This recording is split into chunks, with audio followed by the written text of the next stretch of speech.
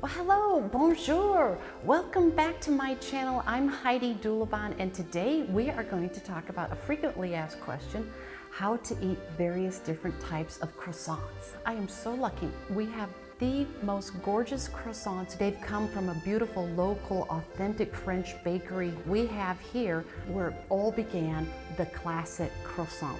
Here, this is a chocolate croissant, or pain de chocolat. A little bit different shape, we'll talk about that. Okay, this is so fabulous, an almond croissant. And we also have here, there is a raisin remoulade. We have a twist made with similar pastry. And then, of course, we have a ham and cheese on a croissant as a sandwich. Our video today is talking about how you're going to eat these gorgeous pastries in a formal setting, a formal breakfast, or perhaps it's a job interview, something important like that. This is the classic croissant. It's not French, it is actually Turkish and Austrian. Suffice it to say, there was a war, Austrians won, nod to the Turks, the Ottoman Empire.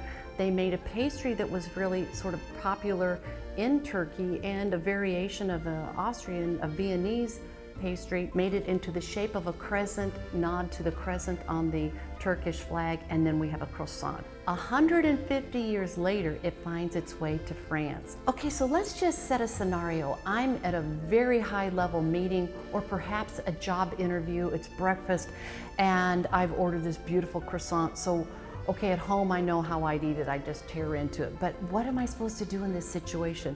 Well, here's what I say you do. Do you have a knife and fork? Do you really want to do that? I think it's a little pretentious. I would not do that. I would just start at one end, tear off a piece, and you tear off a bite-sized piece. That's the key. Don't tear off more than you can eat. Tear off one bite-sized piece, and then you eat that. That was really good. Okay, so then you would just keep continuing, just tearing off one bite-sized piece. We have this classic because everything else is really a variation of this, the classic croissant. So what makes a great croissant? Well, number one, the color. Let's just take a look at it. It's beautiful, it's perfect. Yes, you can just see the bakers, they made the dough into this beautiful crescent shape. You can just see all of this, and it's light. If you've ever made a croissant, I highly recommend you do. Look for a class. They're offered by many shops offer them. You will see this is mostly butter. It's a little flour and a lot of butter. And to make this light and airy with all that butter is an art form. And so this is a perfect croissant. It is not too greasy. My hands are not greasy holding this in this important job interview or while I'm eating this croissant, and I'm just breaking off bite-sized piece by bite-sized piece. This is a perfect croissant. I give it 5 stars. Okay, so now let's move on to the almond croissant. In this very important job interview, I have ordered the almond croissant. How do I eat this in this very formal situation? The same way I eat the plain croissant. Now just be aware it's going to be a little bit messier because of the almonds and different things. I'm really excited to have a bite of this one. Okay, here we go. Don't be afraid if it gets a little bit messy. You're still in a formal setting, but it is okay. Sometimes the almonds are going to fall off. It's okay, don't worry. Picking up your knife and fork at this point, I still think is a little pretentious. Just keep breaking it off, bite-sized piece by bite-sized piece. Now, let's take a look at the chocolate croissant, or pain de chocolat. All right, so we're at this high level in very formal breakfast, and so what am I going to do? Am I going to try to pick this up and put it in my mouth? No, I don't think so. Can you just break it off a piece? Yes, you could try that, but since it's a bit larger and I know that there's chocolate in here, I'm going to start with my knife and fork, and if I want to go back to my fingers, that's fine too. So let's just start it off. I don't think this is too pretentious, just to start. Okay, and remember where your utensils go, catch my other videos. All right, so now I've broken that off and I've started, and now I'm going to take this piece. It's fine with my hands now. That's really lovely. So I can continue breaking into this croissant, and it is flaky and gorgeous, and I'm getting to this chocolate. Or I can just start breaking off pieces. Now that I've sort of opened it up, I can just break off a piece with my hand. Remember, bite-sized piece, and go ahead and eat this with my fingers. Let's move on to a couple of our other beautiful pastries. These also are very similar to the croissant pastry, to the dough. However, they're in different shapes. This is raisin remoulade. It's round, okay? And then we have something similar, but this shape has been twisted. They are a little bit messier. There is a little filling in this raisin remoulade. So yeah, if I want to, I do not think this is pretentious at all, because this one is going to get a little messy.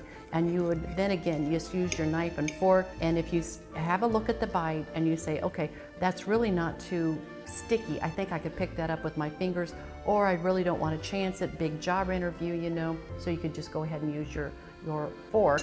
For our last beautiful pastry, this is the classic croissant, but it's been made into a sandwich. It's ham and cheese, and boy, does that look like gorgeous ham and cheese. This formal setting, it's an interview brunch, and I have ordered a ham and cheese croissant, and it is delivered, it's on my plate, and I'm trying to put my best self forward.